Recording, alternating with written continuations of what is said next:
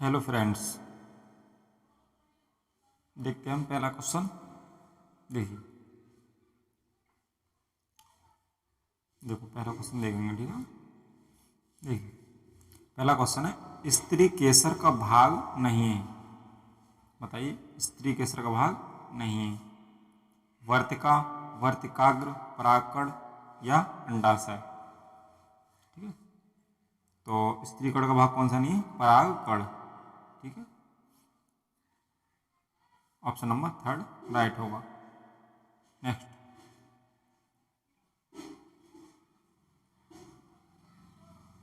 देखिए नेक्स्ट है, निम्नलिखित में से कौन सा घटक मूत्र का असामान्य घटक है? बताइए इनमें से। ठीक है, कौन सा असामान्य घटक कौन सा है? देखिए, कौन सा है? कीटोन निकाय। ठीक है, ये तो आपके सामान्य घटक हैं। ठीक, और इसमें आपका अमोनिया भी हो जाता है। ठीक है, सामान्य घटक कौन कौन से हैं? ठीक है, एक तो जल हो गया आपका, ठीक है, यूरिया हो गया, और यूरिक अम्ल, ठीक है, और अमोनिया हो गया आपका। ठीक है,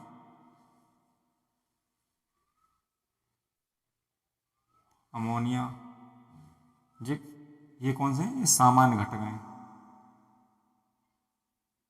ये सामान्य घटक हैं। असामान्य घटक कौन सा है? कीटोन निकाय है।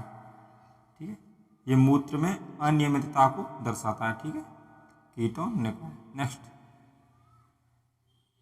देखिए नेक्स्ट है, रासायनिक दृष्टि से चूने का पानी होता है।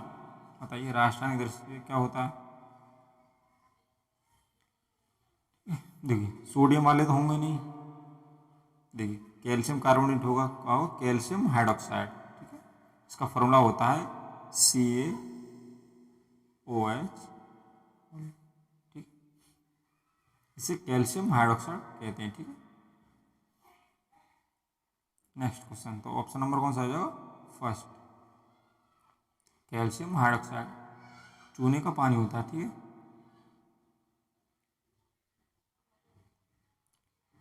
नेक्स्ट क्वेश्चन देखिए। नेक्स्ट है, किसका प्रयोग करके कठोर जल और मृद जल की पहचान की जा सकती है? बताइए, हम कैसे पहचानते हैं कि कोई जल कठोर है, कोई जल मृद है? वो हम पहचानते हैं साधारण साबुन की सहायता से। ठीक है, ऑप्शन नंबर टू राइट होगा। देखिए, साधारण साबुन से कैसे? अगर आपके झाग बनाता है, ठीक है, तो वो कौन सा है? मृदु जल है। और झाग नहीं बनाता है तो वो कौन सा हो जाएगा आपका? कठोर जल हो जाएगा। ठीक है, इसका होगा right answer option number two. Next,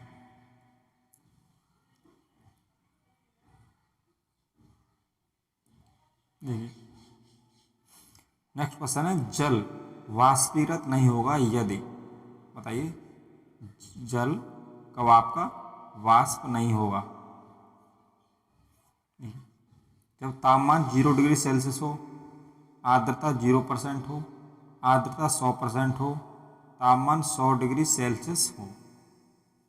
ठीक है, तो वाष्पीकृत कब नहीं होगा? जब आर्द्रता 100% हो। ठीक है, ऑप्शन नंबर थर्ड राइट होगा। नेक्स्ट, देखिए क्वेश्चन है, दूरदर्शन यानी टीवी के ध्वनि संकेत होते हैं। बताइए, किस मॉड्यूलेट पे होते हैं? ठीक है, वो होते हैं फ्रीक्वेंसी यानी आवृत्ति मॉड्यूलेट होते हैं। ठीक है, ऑप्शन नंबर टू राइट होगा।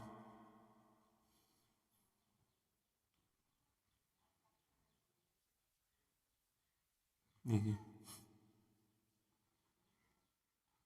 नेक्स्ट क्वेश्चन है, निम्नलिखित में से कौन सा क्लोनित मेरिनो मेमना है? बताइए, इनमें कौन सा क्लोनित मेरिनो मेमना है? ठीक है, तो कौन सा है वो? डॉली। ठीक है, ऑप्शन नंबर फोर राइट है। नेक्स्ट, देखिए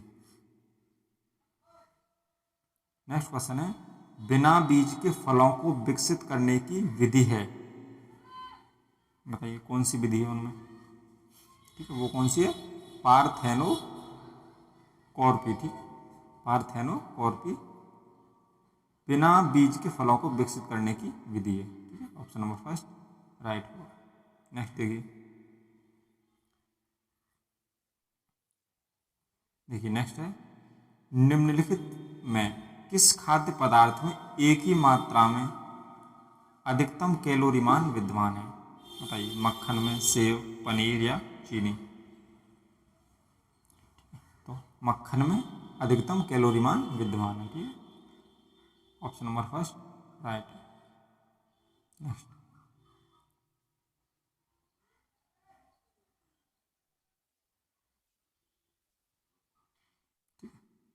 देखिए नेक्स्ट क्वेश्चन है, कांच प्रबलित, ठीक है, कांच प्रबलित प्लास्टिक बनाने के किस प्रकार के कांच का प्रयोग किया जाता है, बताइए, जो हम कठोर प्लास्टिक बनाते हैं किस प्रकार के कांच से बनाई जाती है, ठीक, तो वो बनाई जाती है फाइबर ग्लास, ठीक, यानी रेसा कांच, ऑप्शन नंबर 4 राइट होगा।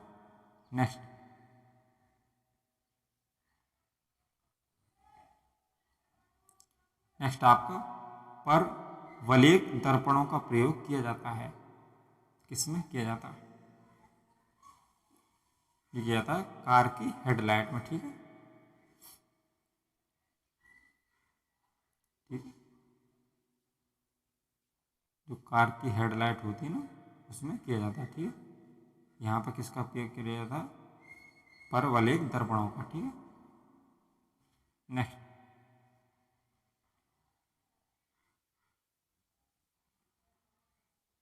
देखिए नेक्स्ट क्वेश्चन क्या है, न्यूक्लियर रिएक्टरों में विमंदकों का प्रयोग किस लिए किया जाता है, बताइए किस लिए किया जाता है, न्यूट्रॉनों को मंद करने के लिए, न्यूट्रॉनों को उत्पन्न करने के लिए, न्यूट्रॉनों को बढ़ाने के लिए, न्यूट्रॉनों को अवशोषित करने के लिए, वो किया जाता है न्यूट्रॉनों को मंद करने के लिए, ठीक है, रिएक्टरों का प्रयोग न्यूट्रॉनों को मंद करने के लिए किया जाता है। मंद करने के लिए किसका प्रयोग किया जाता है, देखिए D2 यानी भारी जल का प्रयोग किया जाता है, ठीक है, कैडमियम की छड़ें और बोरोन की छड़ें भी विमंदक के रूप में प्रयोग की जाती है, ठीक है, D2 भारी जल, कैडमियम की छड़ और बोरोन की ये छड़ होती है, ठीक है, इनका प्रयोग किसका, न्यूट्रॉनों को मंद करने के लिए किया जाता है। नेक्स्ट क्वेश्चन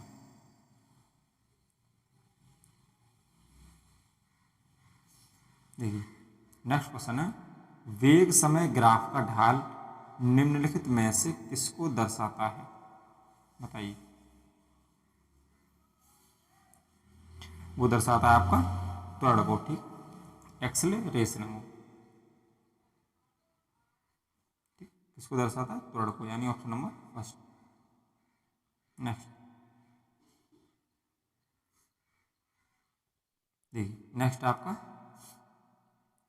कौन से पादप मरुस्थल की जलदाब स्थितियों यानी सूक्ष्म में विकसित होते हैं, बताइए, यानी आपके जो मरुस्थल में पेड़ उगते हैं, ठीक है, उन्हें क्या कहते हैं, ठीक है, बताइए,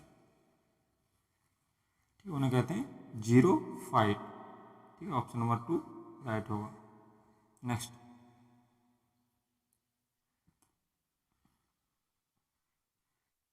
देखिए नेक्स्ट है, जब लेड धातु की तनु हाइड्रोक्लोरिक अम्ल से अभिक्रिया होती है तो कौन सी गैस उत्पन्न होती है, बताइए, देखिए लेड मतलब शीशा, यानी एक मिनट देखिए किसकी हो रही है, देखिए पीवी यानी लेड हाइड्रोक्लोरिक अम्ल के साथ हो रही है, यानी HCl के साथ हो रही है, ठीक है, हमको क्या मिलेगा, देखिए देखिए एक तो लेड क्लोराइड मिल जाएगा PbCl2, एक मिनट PbCl2 मिल जाएगा, प्लस आपकी हाइड्रोजन गैस रिलीज होगी, ठीक, जब लेड यानी Pb अम्ल के साथ अवक्रिया करता है यानी HCl के साथ, तो आपको PbCl2 और हाइड्रोजन गैस मिलती है। तो पूछ रहा है कौन सी गैस उत्पन्न होती है, कौन सी होती है, हाइड्रोजन गैस, यानी ऑप्शन नंबर 2 राइट होगा। ठीक है, देखते हैं नेक्स्ट क्वेश्चन।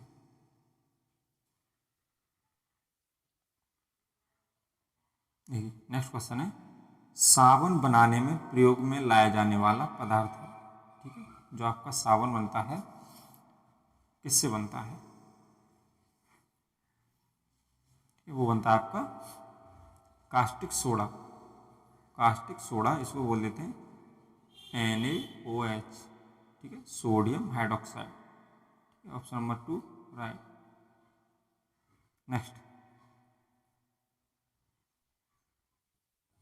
बताइए, श्वसन प्रक्रिया है, बताइए कैसी है, ऊष्माक्षेपी, ऊष्माशोषी, भौतिक या इनमें से कोई नहीं।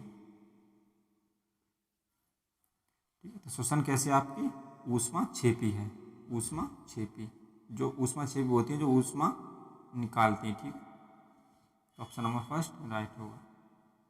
नेक्स्ट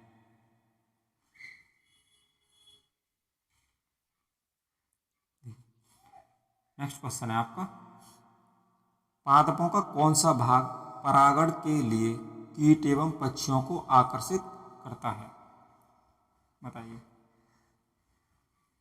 कौन सा करता है, पुष्प करता है। ठीक है, परागण के लिए कीट एवं पक्षियों को आकर्षित कौन करता है, पुष्प करता है। ठीक है, ऑप्शन नंबर फर्स्ट। अब देखिए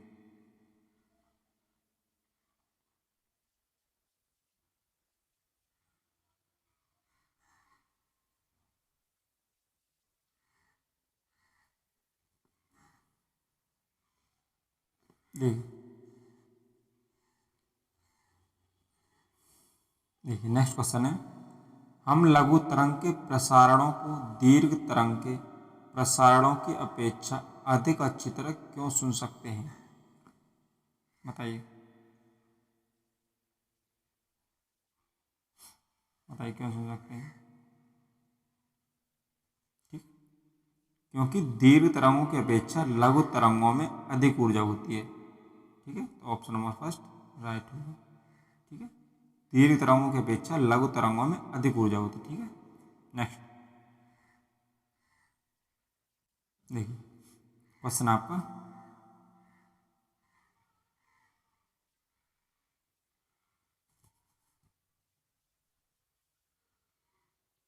यदि हम किसी पात्र के तल पर द्रव के दाब की गणना करना चाहें तो उसे निर्धारित करने के लिए कौन सी मात्रा अपेक्षित नहीं है, बताइए बताओ क्या नहीं है, वो क्या नहीं है, पात्र के तल के पृष्ठ का क्षेत्रफल। ठीक है, ऑप्शन नंबर 2 राइट हुआ।